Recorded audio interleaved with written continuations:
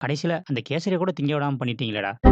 ஜனநாயகன் படம் போஸ்ட்பாண்ட் ஆயிருச்சு. படம் எதனால போஸ்ட்பாண்ட் ஆச்சுன்னா, ஆல்ரெடி படம் 9ஆம் தேதி ரிலீஸ்ன்னு அனவுன்ஸ் பண்ணிட்டாங்க. பட் 8ஆம் தேதி வரைக்கும் படத்துக்கு சென்சார் சர்டிபிகேட் குடுக்கல. 9ஆம் தேதி படத்துக்கு யுஏ சர்டிபிகேட்டும் குடுத்துட்டாங்க. ஓகே, இதுக்கப்புறமாவது படம் பொங்கல் ஹாலிடேஸ்ல ஏதாவது ஒரு நாள் ரிலீஸ் ஆகும் அப்படின்னு நம்ம வெயிட் பண்ணிட்டு இருந்தா, அதுக்கப்புறமும் படத்து மேல கேஸ் போட்டு 21ஆம் தேதி வரைக்கும் படத்த ரிலீஸ் பண்ண விடாம பண்ணிட்டாங்க. அதுக்கப்புறம் கேஸ் நடந்து படம் ரிலீஸ் ஆக எப்படியும் பிப்ரவரி மாசம் ஆயிரும். இது போதாதுன்னு இதுல இன்னொரு பெரிய பிரச்சனை வேற இருக்கு. படத்த எலக்ஷன் டேட் அனவுன்ஸ் பண்றதுக்கு முன்னாடி ரிலீஸ் பண்ணி ஆகணும். அப்படி எலக்ஷன் டேட் அனவுன்ஸ் பண்ணிட்டா, அந்த டயத்துல படங்கள் எதுவும் ரிலீஸ் ஆகாது. எலக்ஷன் முடிஞ்சு தான் படம் ரிலீஸ் ஆகும். சோ, இது எல்லாத்தையும் மைண்ட்ல வச்சுக்கிட்டு தான் இப்படி ஒரு விஷயம் நடந்திருக்கு. இதெல்லாம் யாரு பண்ணியிருப்பாங்க, எதுக்காக பண்ணியிருப்பாங்கன்னு உங்க எல்லாருக்கும் நல்லாவே தெரியும். இதுக்கெல்லாம் யார் காரணம் தெரியுமா?